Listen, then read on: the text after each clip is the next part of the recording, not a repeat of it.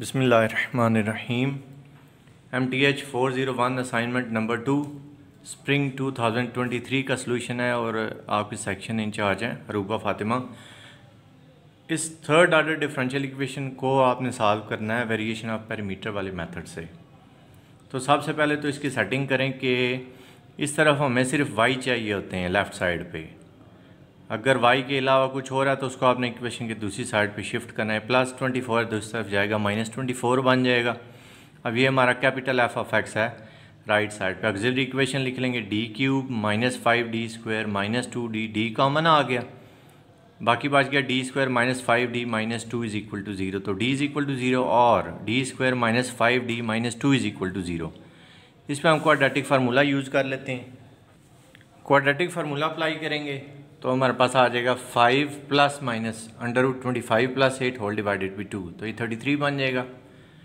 d आ जाएगा 5 + √33 divided by 2 and 5 - √33 divided by 2। इसको आप थोड़ा सिंप्लीफाई करें तो d की वैल्यू आपके पास आ जाएगी 5.373 और -0.373। अब ये तीनों रूट्स हमारे रियल रूट्स आए हैं। एक हमारे पास रूट है 0, दूसरा रूट है 5.373 और तीसरा रूट है -0.373। कम्प्लीमेंट्री सोल्यूशन हमारा बन जाएगा c1e⁻m1x + c2e⁻m2x + c3e⁻m3x। m1 m2 m3 जो तीनों रूट्स हैं उनको हमने कहा है। e की पावर 0 तो 1 होता है, तो हमारे पास आ जाएगा yc बनेगा c1 + c2e⁻5.37x c + c3e⁻ -0.373x। c1 को छोड़ के जो कुछ साथ है उसको हम y1 कहते हैं, c2 को छोड़ के जो कुछ उसके साथ है उसको y2 कहते हैं और c3 को छोड़ के जो कुछ उसके साथ है उसको y3 कहते हैं। y1 आ गया 1, y2 आ गया e⁻5.373x और y3 आ गया e⁻−0.373x। इनको आप दो दफ़ा डिफ्रेंशिएट कर लें। y1 का डेरिवेटिव 0, दूसरी दफ़ा फिर 0। y2 का डेरिवेटिव आएगा 5.373 इंटू e⁻5.373x। दूसरी जब इसको दोबारा डिफ्रेंशिएट करेंगे तो ये हमारे पास आ रहा है स्क्वायर बन जाएगा। 5.373 का स्क्वायर हो जाएगा और e⁻5.373x। y3 को पहली दफ़ा डिफ्रेंशिएट करेंगे तो ये माइनस वाला आ जाएगा, दूसरी दफ़ा डिफ्रेंशिएट करेंगे माइनस माइनस प्लस हो जाएगा, वो आएगा 0.373 उसका स्क्वायर और e⁻−0.373x। अब हमने रॉन्स्कियन फाइंड करना है w, वो होता है y1 y2 y3 y1 prime y2 prime y3 prime y1 double prime y2 double prime y3 double prime. अभी हमने इन सब की वैल्यूज़ निकाली, ये सारी वैल्यूज़ आप इसमें पुट कर देंगे और पुट करने के बाद इस डिटर्मिनेंट को हम सॉल्व कर लेंगे। मैं इसको एक्सपेंड कर रहा हूँ कॉलम नंबर 1 के थ्रू, तो ये वाली रो और ये वाला कॉलम ख़त्म हो जाएगा, बाकी ये 4 एंट्रीज हमारे पास बच जाएंगी। w = 1 into determinant of all these terms. इसकी फर्दर हम सिंप्लीफिकेशन करेंगे।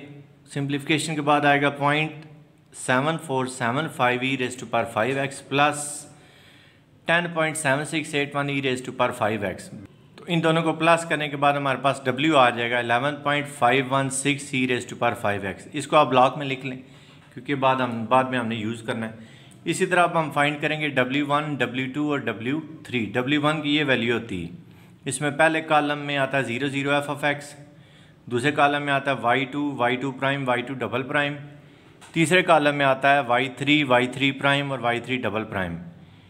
इन सब की वैल्यूज़ हमारे पास मौजूद हैं। f ऑफ x जो हमारा मेन क्वेश्चन है, क्वेश्चन में तो जो राइट साइड पे लिखा हुआ था वो हमारा f ऑफ x इनके 4e⁻x -24। ये बाकी सारी वैल्यूज़ हमने फाइंड की हुई हैं, सारी वैल्यूज़ पुट करेंगे, उसी तरह उसको एक्सपेंड करेंगे। मैं इसको एक्सपेंड कर रहा हूँ कॉलम नंबर c1 के थ्रू, तो ये हमारे पास 0, ये भी 0, ये बच जाएगा 4e⁻x -24।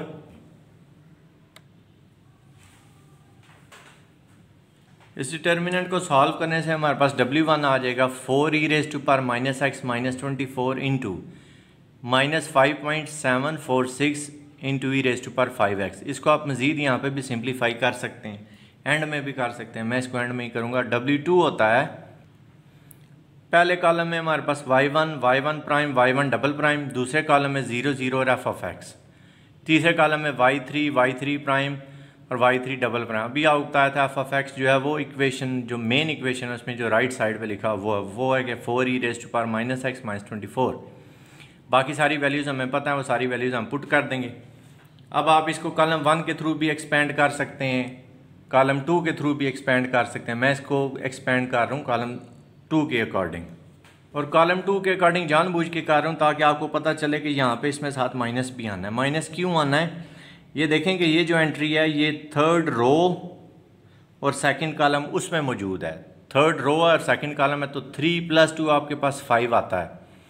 तो जब पावर आपके पास ऑड आ रही हो तो आपने नेगेटिव लिखना है, और अगर पावर इवन आ रही हो तो आपके पास नेगेटिव नहीं आएगा बल्कि पॉजिटिव ही रहेगा। आपकी मर्जी है, जिसके थ्रू मर्जी एक्सपेंड करें। तो W2 हमारे पास बन रहा है 4e⁻x - 24 × 0.373 × e⁻ -0.373x। इसी तरह अब हम W3 फाइंड करते हैं, तो उसमें पहले कॉलम में y1 प्राइम और y1 डबल प्राइम आता है, दूसरे कॉलम में y2 prime y2 double prime आता है, तीसरे कॉलम में आता है 0 0 f(x). सारी वैल्यूज़ हम पुट कर देंगे।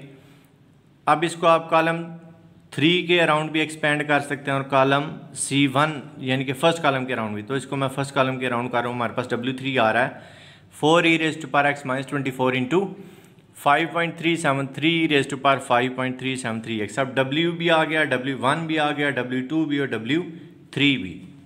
अब हम U1 प्राइम, U2 प्राइम और U3 प्राइम इन तीनों की वैल्यूज़ फाइंड करेंगे। तो U1 प्राइम होता है W1/W, U2 प्राइम होता है W2/W और U3 प्राइम होता है W3/W। तो W पता है, सारी वैल्यूज़ पुट करेंगे।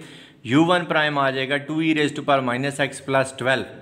तो U1 प्राइम है, ज़ाहिर है इसको इंटीग्रेट करेंगे तो U1 आ जाएगा। इंटीग्रेट करने से हमारे पास U1 आ रहा है -2e⁻x + 12x। इसी तरह U2 प्राइम होता है W2/W, W2 की वैल्यू भी पुट कर दी, W की वैल्यू भी पुट कर दी, इसको सिंप्लीफाई करवाया, ये आ गया 0.13e⁻ 6.373x -0.78e⁻ 5.373x। तो U2 प्राइम को जब इंटीग्रेट करेंगे हमें U2 मिल जाएगा। U2 हमारे पास आ जाएगा, पॉइंट सिंप्लीफाई कराया तो U2 आ गया -0.828 e⁻ 6.373x + 4.2 e⁻ 5.373x। अब U3 प्राइम फाइंड करते हैं, वो क्या होता है जी, W3 divided by W। W3 की वैल्यू भी पुट कर दी, W की वैल्यू भी पुट कर दी। U3 प्राइम आ गया 1.9 e⁻ 1.373x - 11.2 × e⁻0.373x। इंटीग्रेट किया तो U3 आ गया 2.6 e⁻1.373x - 4.1 e⁻0.373x। अब YP हमारे पास होता है U1 y1 + U2 y2 + U3 y3। ये सारी वैल्यूज़ हमें पता है। U1 की वैल्यू पुट कर दी, y1 की पुट कर दी, इसी तरह U2 y2 की, U3 y3 की इसकी वैल्यू पुट की। इसको मल्टीप्लाई करा के थोड़ा सिंप्लीफाई करवा लिया। सिंप्लीफिकेशन के बाद YP आ गया 2.6 e⁻x - 2.828 e⁻x + 12x + 0.1। अब जनरल सोल्यूशन होता है YC + YP। YC जो पहले हमने फाइंड किया होता लिख लिया, YP भी लिख लिया। अब इसमें ये दो टर्म्स जो हैं वो कांस्टेंट्स हैं, लादा पड़े हो C1 और 0.1, तो इन दोनों को आप एक ही कांस्टेंट का नाम देते हैं, इन दोनों को आप C4 लिख दें। बाकी आपका आ जाएगा +C2e⁻ 5.373x + C3e⁻ -0.373x + 2.6 e⁻x - 2.828 e⁻ x + 12x।